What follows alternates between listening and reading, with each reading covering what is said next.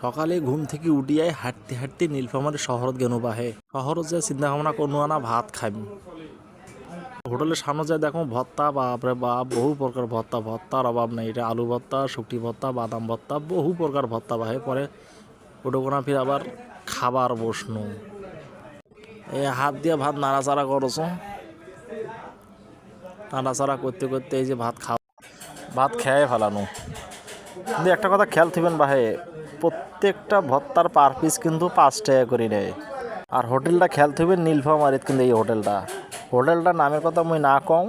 তোমরা এলে কমেন্ট বক্সে জানাইবেন মুই হোটেলটার কথা তোমাক কয়া দেব মোক কিন্তু হেভি স্বাদ লাগেছে পরে আমরা ডিমের অর্ডার দিনও ডিমও ভাজি দিয়ে গেল তোমার প্রত্যেকটা ভত্তা নেবার পাইবেন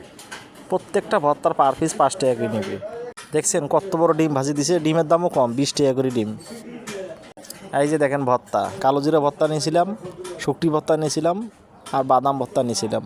আমি কালো জিরা ভত্তা আগতে খেয়ে ফেলাছো তোমরা এলে খাবার চাইলে তাড়াতাড়ি দৌড়ি আইসো নীলফামারী শহরত এটা হোটেল কিন্তু নীলফামারীত কমেন্ট বক্সে জানাইবেন মুই হোটেলের কথা কয়া দিন তোমাক।